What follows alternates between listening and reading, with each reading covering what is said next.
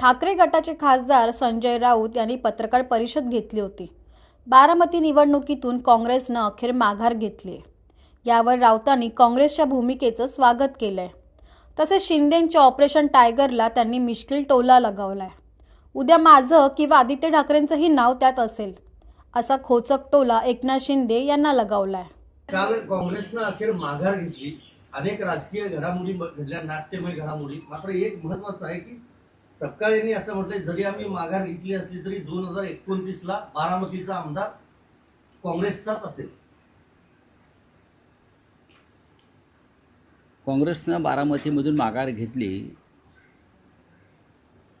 कारण अनेकांनी विनंती केली।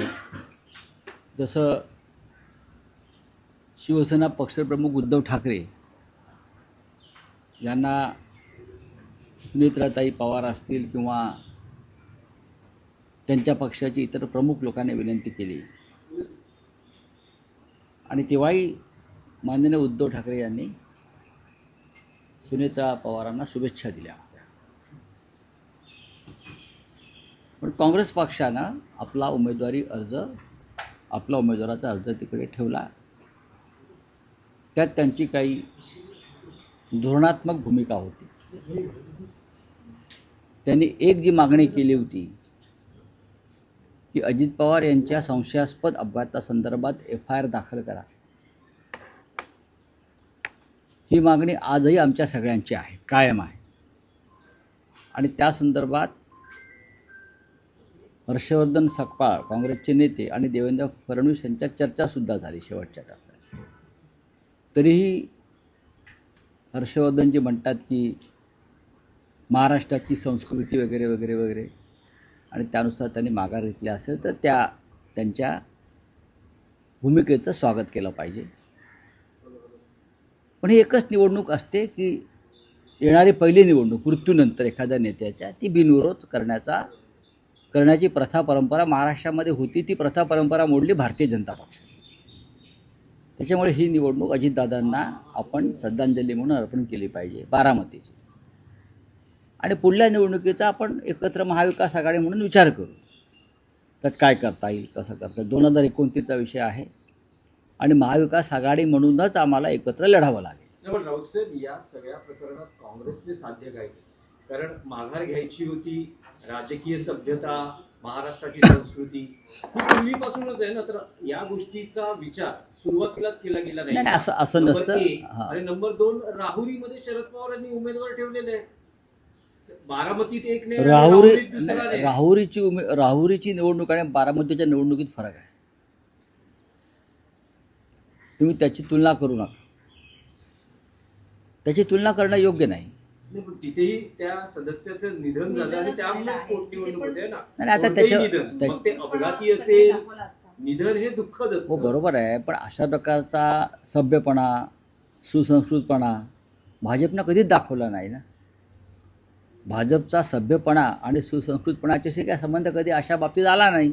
मी उदाहरणं दिली तुम्हाला। पंढरपूरची पोटनिवडणूक असेल किंवा नांदेडची लोकसभा पोटनिवडणूक असेल, हा सभ्यपणा भाजपच्या बाबतीत दिसला नाही। त्याच्यामुळे बारामती अपवाद आहे।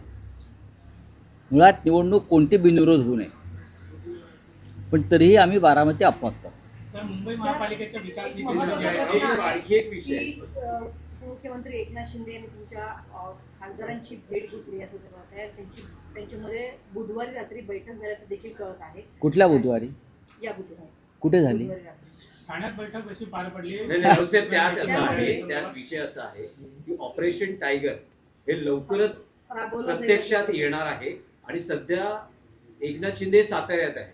साताऱ्यात त्यांनी साधारण 9 पैकी 8 खासदारांशी संपर्क साधला आहे असं म्हटलं जातं। त्याच्यामध्ये अरविंद सावंत यांचं सुद्धा नाव आहे। नाही, पण अरविंद सावंत आणि देशमुख यांनी तो दावा फेटाळला। पण पुन्हा एकदा म्हणजे वारंवार ऑपरेशन टायगर आहे। मग ऑपरेशन जे असतं की नाही, हे एकदाच केलं जातं। वारंवार एखाद्या शरीराचं जे ऑपरेशन करतात असं म्हणतात,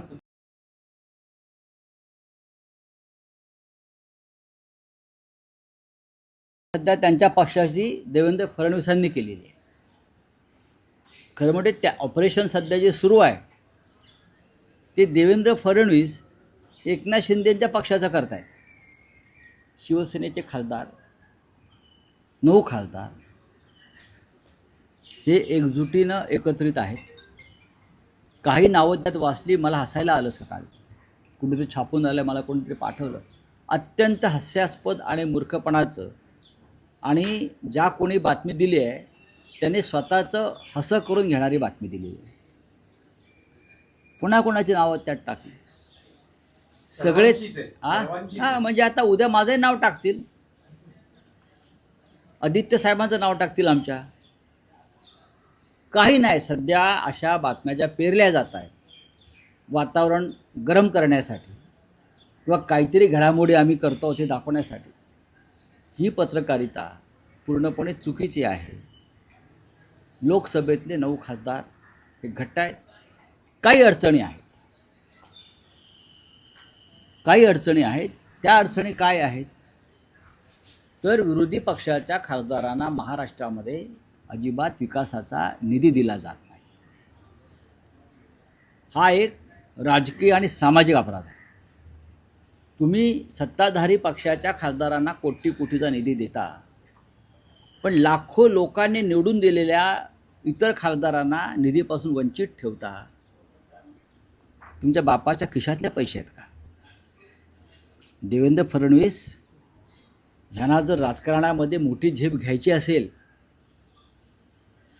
देवेंद्र फडणवीस ह्यांना जर राजकारणामध्ये राष्ट्रीय स्तरावर मोठी झेप घ्यायची असेल तर त्यांनी ही संकुचित वृत्ती सोडली पाहिजे. आणि मी सगळ्यांचा आहे, मी लोकशाही मानतो, लोकशाही तत्त्व मानतो, म्हणून विरोधी पक्षाचे आमदार, विरोधी पक्षाचे खासदार यांनासुद्धा मी समान न्याय देईन, ही भूमिका त्यांनी स्वीकारली पाहिजे. तरच त्यांना मोठी झेप घेता येईल. नाहीतर त्यांचं जे अस्तित्व राजकीय आहे, जोपर्यंत केंद्रामध्ये मोदी आहेत तोपर्यंतच महाराष्ट्रात राहील.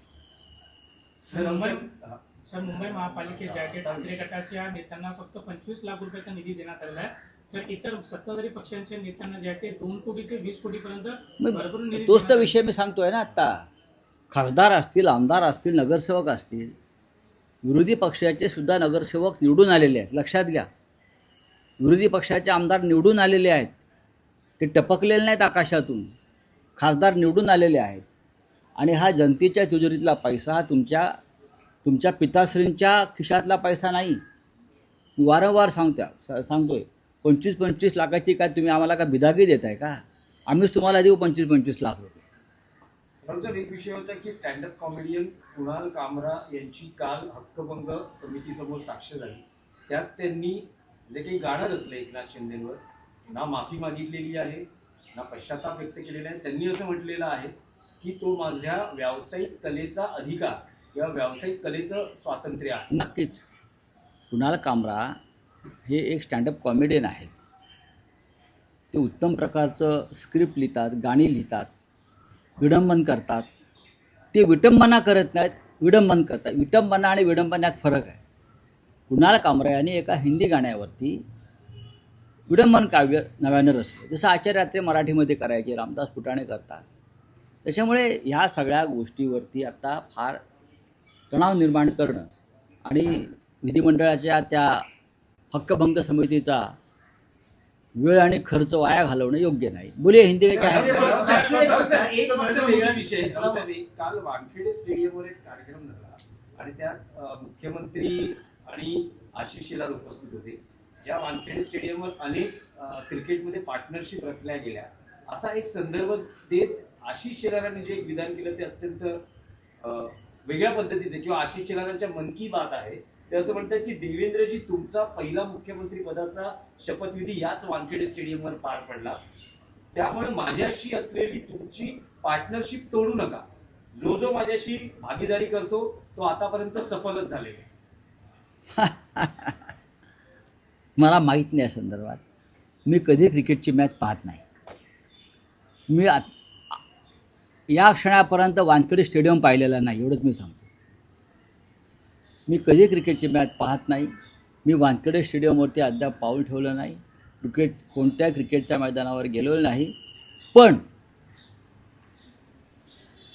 आशिष शेलार यांचं जे वक्तव्य आहे हे भाजपांतर्गत सध्या जे वादळ उठलेलं आहे त्या वादळाची एक सुरुवात आहे. सर नारायण राणे राजकीय पार्टनरशिप बद्दल ते म्हणता आहेत आणि ते आवाहन करतात मुख्यमंत्र्यांना माझ्याशी असलेली पार्टनरशिप तोडू नका. मी तेच तर म्हणतोय भाजपा अंतर्गत म्हणजे एखाद्या टीममध्ये जेव्हा कुरबुरी असतात तेव्हा संघ हारतो.